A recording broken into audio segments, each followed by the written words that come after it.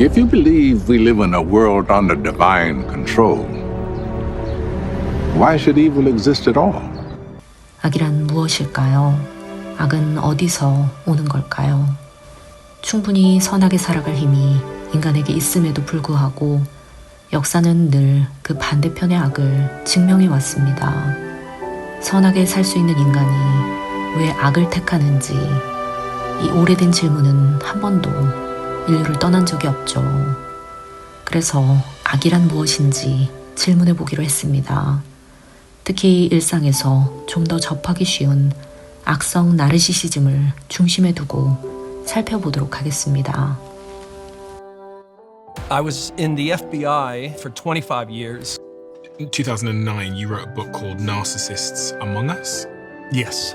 And earlier on you said that roughly 2% of people are narcissists, but then 25% of CEOs? 22%, as high as 22% of CEOs have narcissistic traits, yes.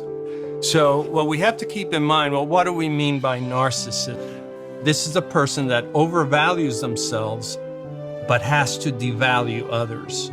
This is the person who only thinks about themselves and doesn't care of what suffering or what's going on through your life.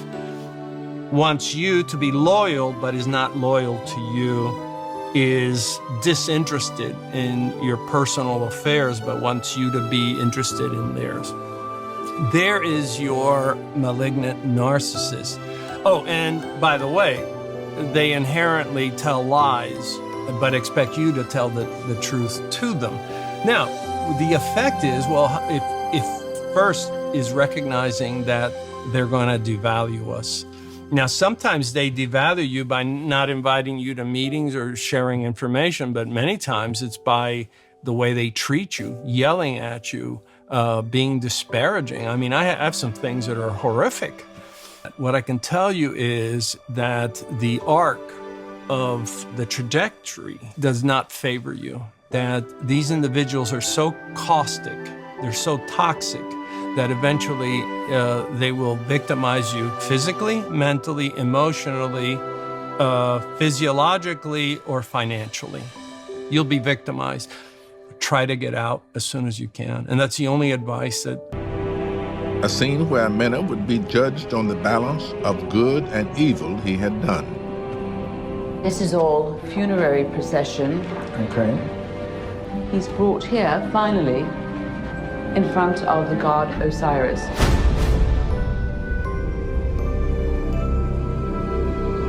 This is Mena, and that is the weighing of the heart scene. And here he is being judged to see if he was good or if he was evil.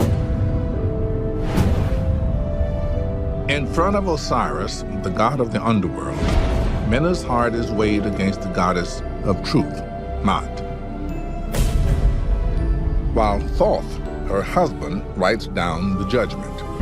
So if you're lying or stealing or cheating or doing anything evil, the whole thing is the fact that it reflects on your heart. weighs on your heart gets heavy. I have a heavy heart. Yes. And with a heavy heart, you're not going to go to heaven. Now, with narcissistic personality disorder, we see a grandiose sense of self-importance. We see fantasies of success and power, believing oneself to be special or unique, requiring excessive admiration, having a sense of entitlement, manipulating other people, having a lack of empathy, being jealous, and having kind of an arrogant or condescending attitude. So if somebody's sadistic, they take pleasure in harming others. They carry a lot of impact, like evil and not having a conscience. So this is a construct that's taken very seriously and again believed to be quite destructive. NPD is kind of on the side that doesn't cause too many problems, and psychopathy is on the side that causes a lot more problems, and malignant narcissism kind of sits in the middle. We see conceptualizations that say that malignant narcissism is really a comorbid presentation of NPD and antisocial personality disorder. So what this means is that malignant narcissism would be when somebody has both mental disorders, when they have NPD and antisocial personality disorder at the same time. We see that the conceptualizations of these two disorders really overlap quite a bit. That agreeableness trait is low, so we see disagreeableness with both NPD and antisocial personality disorder. We see particularly low scores on straightforwardness and trust, two facets of agreeableness. I was an evil person. I wanted to hurt the world. That's all I wanted to do. I had a sense of just utter destruction for everybody. That was my driving goal. I realized I'm not superior to anybody. In fact, I was pretty well a lower form of humanity, you know? Looking back, I had absolutely no remorse. I was borderline sociopathic. I got no feelings. I wanted to hurt the world. So the proverbial question is, would you rob a bank if you thought that nobody could possibly know that you've done that? And I think if we're honest with ourselves, many of us would walk in there and actually take all that currency. An all-seeing, all-knowing, all-powerful, interventionist, moralistic deity that helps steer people in the direction of good behavior. And I've known many narcissists in my life. We all do, so I'm not special that way. The way I say it is there's a kind of a deadness in their eyes. They're looking at you, they're listening to you, but you can see they're not really connecting. The wheels are spinning inside their brain about what they can do with the information you're giving them. You can recognize that it's not lighting up. There's not a feeling of warmth, of interest in their eyes, right? There's also a kind of, I'm thinking of the people that I've known in my life and certain facial qualities, and there's this kind of smile that is slightly demonic. You're responding to other people. You can't really control it. Somebody tells a joke or you hear something and you're laughing and there's kind of a communion going on between you. But the narcissist, there's something, they're just stuck inside themselves. There's kind of a demonic quality to when they laugh and to when they smile. But one of the ugliest emotions is envy, simply because people don't recognize it. They don't admit to themselves that they're feeling envy. And because they don't admit to themselves that they feel envy, they feel they have license to do whatever they want.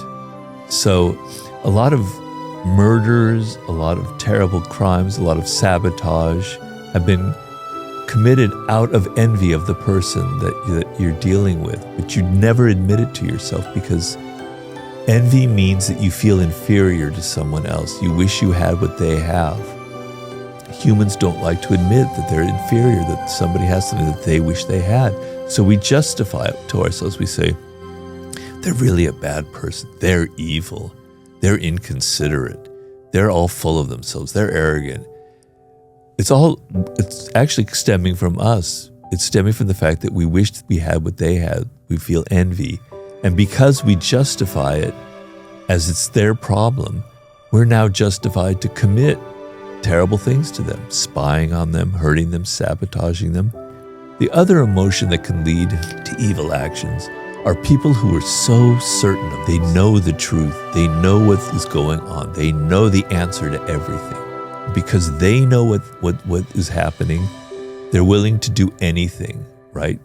They'll take all kinds of actions to prove that they're certain, but their certainty is not based on anything real. So I always look at people who are filled with conviction and certainty as actually very dark figures.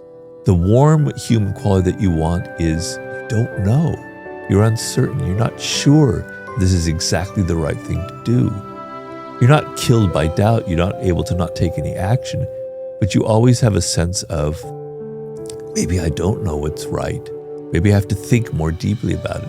Maybe I have to be more of a human being than this machine that's so certain about things. But those would be sort of, to be the two most potentially evil qualities. In the narcissistic person is manipulation, invalidation of the other person, minimization of what another person is going through, gaslighting, rage and reactivity, future faking, which means promises are made and broken just to keep a person sort of on the hook. There will be blame shifting. They won't take responsibility. They'll always blame the other person, which is why people in these relationships always tend to blame themselves. There's a lot of deceit, betrayal, lying, infidelity. There is neglect. Over time, they just give less and less and less to the relationship, and the person in the relationship, is trying to make do on the tiniest bits of being noticed. All of these dynamics mean that over time, in order for the relationship to work, the other person has to entirely sacrifice themselves and buy into the reality system of the narcissistic person. But that doesn't all happen overnight. That early phase is very idealized and seductive. It's called love bombing, but it's really this phase where they're winning, not only winning you over with gestures and tactics, but with attunement and attention, or seeming attunement and attention. They pay intense attention to you. But what you realize afterwards is some of that intense attention was them learning things about you that were going to be turned around and used against you down the road. That they've got you where they want you.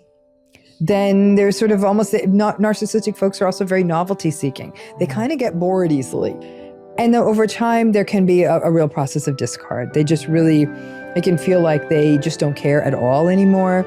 Basically what they do is they no longer fulfill the roles and responsibilities of what it means to be in a close relationship, which is empathy, compassion, kindness, attunement, self-awareness. These are the responsibilities we have in a human relationship, and they do not fulfill them. I even hate putting them as responsibilities. I think that they come automatically for a healthy person.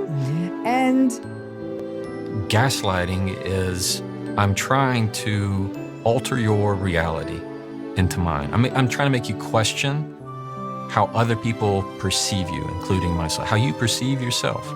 If anybody's ever questioned, am I crazy? Am I the crazy one? Is it me? Is it everybody? Most likely you're probably being gaslit. And here's the truth.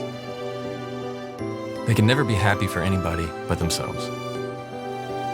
They can't be happy for you. They can't be happy for other people. These are the types that if you were to say, hey, did you see that Stephen just got this award? Isn't that so great? He's just nominated for whatever. And they go, I mean, I guess that's fine. You know, when I did this, and they start talking about themselves. They can never be happy for somebody else. They can't be happy for you. They have to find some way to turn the conversation of why the world is so hard and so pitiful for them, that the world was against them and they couldn't get it, but they were just as deserving. I mean, I guess that's fine. I mean, you know, I do this, but nobody listens, nobody really cares. They find that they have a very victim mentality. So 2 is a victim mentality. Everything happens to them in some way. And 3, they can't feel for other people. They don't do emotion. It's always about the perception of what others would think. They're very, very sensitive to how others might portray them. So they're going to give you a different view than they give other people. To removal, I found God. Before that, I was a pagan, and my life was always dark. I always had a hole in my soul, I guess would be the best way to put that. I don't know exactly what his name is, or if it's even Judeo-Christian. There is a godly presence in the universe, and it made itself known to me.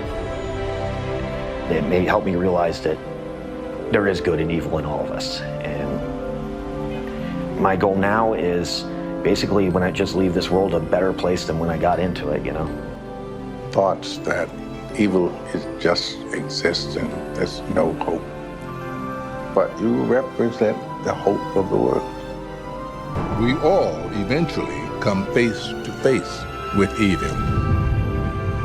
But I think we need to know evil, because in spite of all the suffering it causes, it drives us to do good.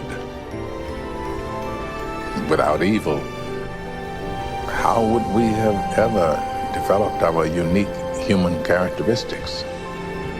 The ability to express kindness, mercy, forgiveness.